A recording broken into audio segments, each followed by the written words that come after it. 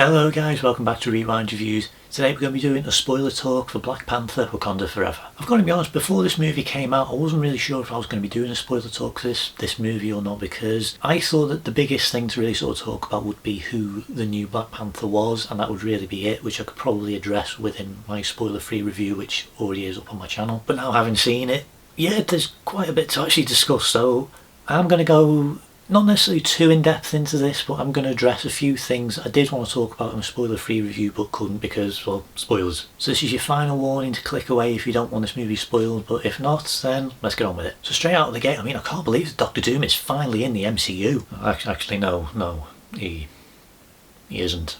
Yeah, that was another one of those rumours that was doing the rounds before this movie came out, and there was this leaked fan art or previs of Doom's appearance in this movie. But we have got Ryan Coogler, the director, actually saying that they never actually did anything for Doctor Doom for this movie, so part of me is kind of wondering where that came from, whether it was just fan-made or how made up it was. I'll be honest, I'm getting a bit annoyed at how convincing some of this stuff can be nowadays, especially with all the leaks and rumours that are starting to come out, especially around Secret Wars, which is going to be out in like 3 years' time. There's so many rumours about who's going to be in that one that it's kind of getting a bit ridiculous at this point. I'm kind of old-fashioned. I'd like to actually have some sort of surprise with these movies, so I'm hoping that these rumours aren't true and they do surprise us. And when it comes to Doctor Doom, I'm really hoping that one day when they do introduce him, it will be a genuine surprise. But here's a question for you.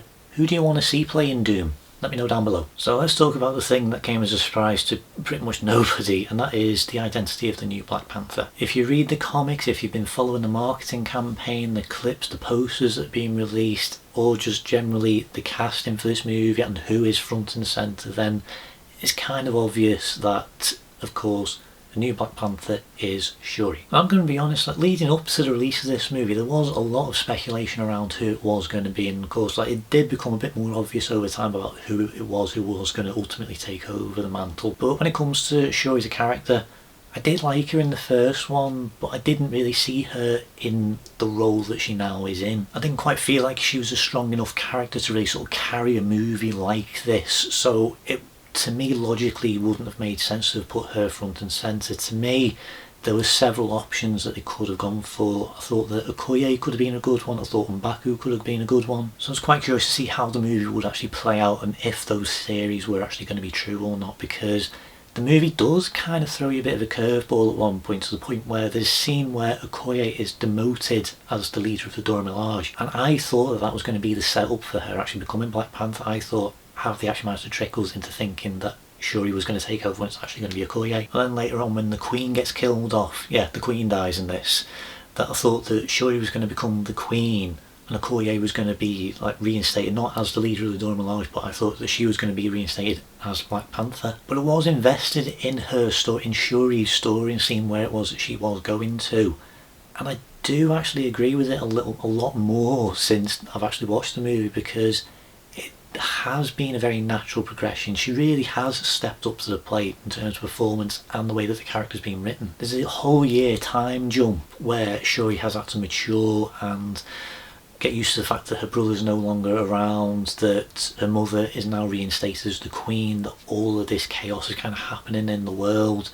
So it does feel like a very natural progression for her character, and I'm actually really happy with how it is handled. I did mention in a spoiler-free review that there are definitely elements of other movies that are in this one, and the biggest one I can think of is T'Challa's story in Civil War, because Shuri basically goes through the exact same story that T'Challa did in Civil War, with her basically going after revenge because she wants to kill Namor for killing the Queen. That to me definitely does mirror his origin story, and it is fast, it is kind of rushed through because this is in like the last act or so of the movie, but I do think that it is handled very well, and I think that especially with her connection with M'Baku and having that sequence just between the two of them where they're just talking about what to do next, I really do appreciate moments like that because it really does flesh out these characters. Now that I've mentioned M'Baku, for some reason it never really crossed my mind that he is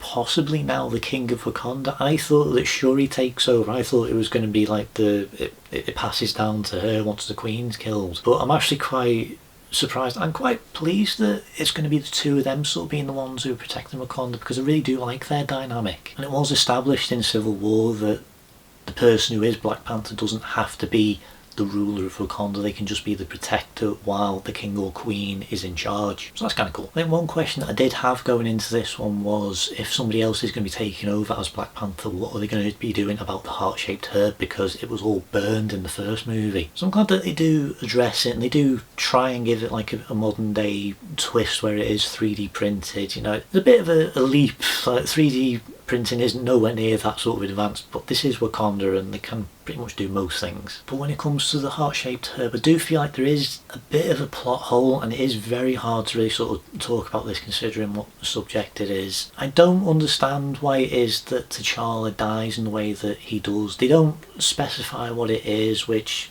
you know, fair enough, that is absolutely fine. But at the same time, he already has the heart-shaped herb, which should sort of help him.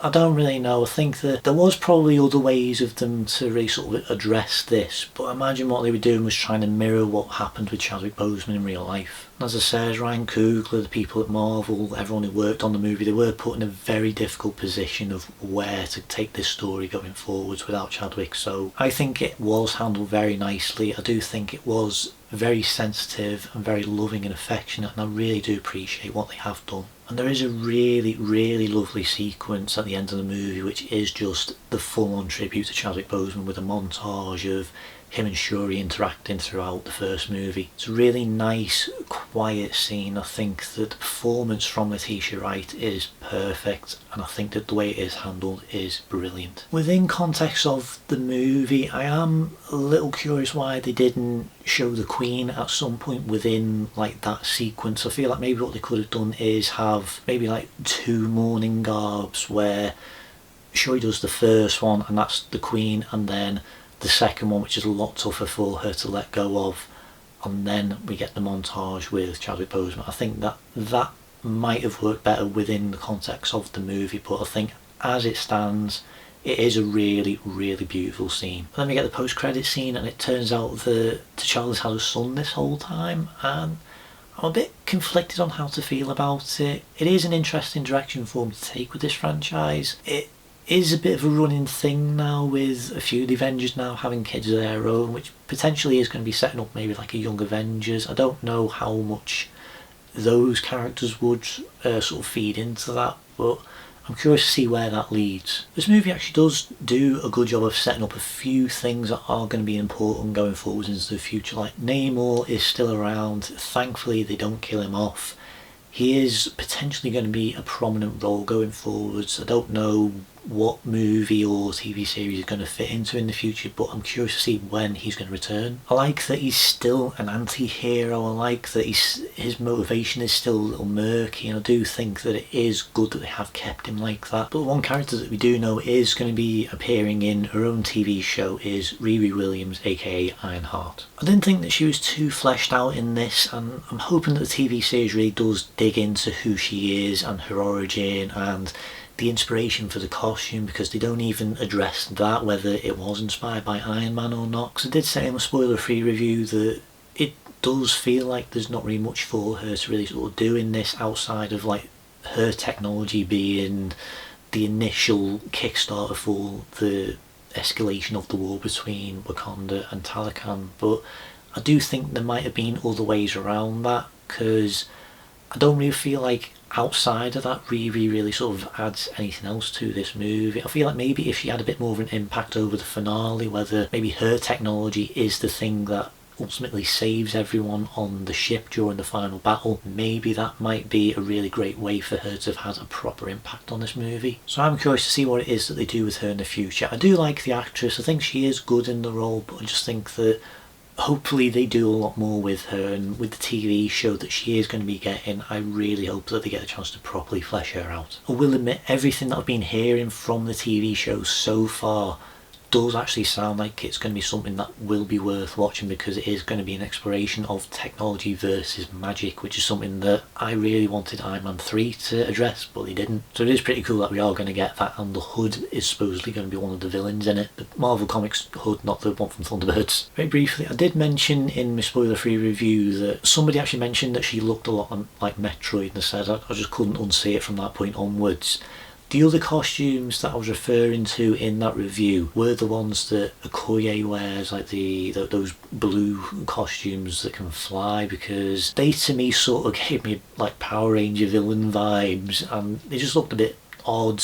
And I don't mind the look overall, but I just don't think they quite sort of match with the sort of grounded look that Wakanda Forever really has. And when it comes to the new Black Panther suit, I said I did like it overall. Favourite is still the one from Civil War personally, and part of the reason for that is because of all the gold that's all over the costume. To me, Black Panther is more about stealth, and I don't think a lot of shiny gold is really going to be a great idea. But I do understand the significance behind it, because the silver is definitely meant to be a reference to T'Challa, and I feel like the gold is maybe to reference to T'Chaka, her grandfather. There has been some speculation that it might be Killmonger that it's meant to be reflecting, because he had a gold and black costume, and that's very possible. But I don't really feel like that's the case. To me, it makes more sense for her to honour her ancestors and have some sort of connection within her costume to them. And speaking of Killmonger, a lot of people were wondering if he was going to have some sort of presence or appearance in this movie. I didn't think that it was going to happen. I thought that, I don't know how logically they could really sort of do that. But yes, he is in this. He does have a little cameo. He does appear in the ancestral plane. I do think that it does work within context of the movie, and Michael B. Jordan is absolutely brilliant once again in the role, because you are definitely led to believe that it's going to be Ramonda that she meets, and I was sort of thinking that was where it was going, but it's just the way that the camera was like moving around the throne. I just thought, I think that's going to be Killmonger in there, and when the camera pans around and then he's there sitting in the chair, it's like, yep, of course. He was definitely one of the strongest parts of the first movie, so I'm glad that they have found a way of sort of bringing him back just for a little bit in this one. Because back when people were speculating about who was going to take over as the Black Panther, a lot of people were saying, why don't they bring Killmonger in from like another multiverse and have him be Black Panther with some sort of redemption arc. I was never really on board with that, because I feel like his actions in the first movie, I don't really feel like a redemption could really happen with just how extreme he could be. Because even in the episode of What If, where he's the main character, where he's the one who saves Tony Stark, he ultimately goes to Wakanda and does basically what he was trying to do in the movie. So yeah, potentially in another multiverse he would have been a good guy or had some sort of way of having redemption, but I don't necessarily think that the one from the MCU universe really could, because of what he has done. But I can understand why a lot of people would like to see that happen, because of his backstory, because of his origin. So I really do understand where people are coming from. But if it comes to the multiverse angle, like if a different version from another universe is brought into the 616 MCU universe, then that world would be destroyed, because I'm pretty sure that's what they mentioned in Doctor Strange. I'm gonna be honest, I'm not too familiar with like the I think it was like 2015 version of Secret Wars, but apparently that does deal with a thing called an incursion, which is referenced in Multiverse of Madness, and that's basically where something has happened across two different universes, and it has a big effect, and it can lead to the destruction of either one or both worlds. So I don't think multiverse hopping would really work. And on the brighter side, it does mean that the Sony universe might be destroyed soon. I'll tell you what though, I was a little bit surprised that Lake Bell's actually got a little cameo in this, because for people who aren't aware, she actually did provide the voice for Black Widow within the What If series, so I was quite surprised actually seeing her within this film. She is a brilliant actress, and I was actually quite excited to see what it was that she was going to actually do in this film, and then they kill her off after 5 minutes. I was like, well, that was pointless. Just kind of seemed like a bit of a waste bringing in an actress like her and then just kind of getting rid of her so quickly. I feel like it could have maybe given her a bit of a bigger role. There's one thing that I did mention in my spoiler-free review, and I mentioned that there was 2 characters who are introduced in this movie, and they do have quite a bit of screen time, and I do think that maybe a little bit too much. And Everett Ross, played by Martin Freeman, is back in this movie. We also have Julia Louis-Dreyfus actually returning as Val. Val's a character that I can't really quite put my finger on, because she's a character who has popped up quite a few times throughout Phase 4 at this point. She's kind of become like the new Nick Fury, but it's only really now that we suddenly have an idea of what it is that she's sort of going for, and it's taken a really long time for that to really sort of be addressed, and I don't really know what it is that her ultimate goal is. I know that they are going to answer all these questions in the Thunderbolts, which I believe is the next time that she is going to be making a proper appearance.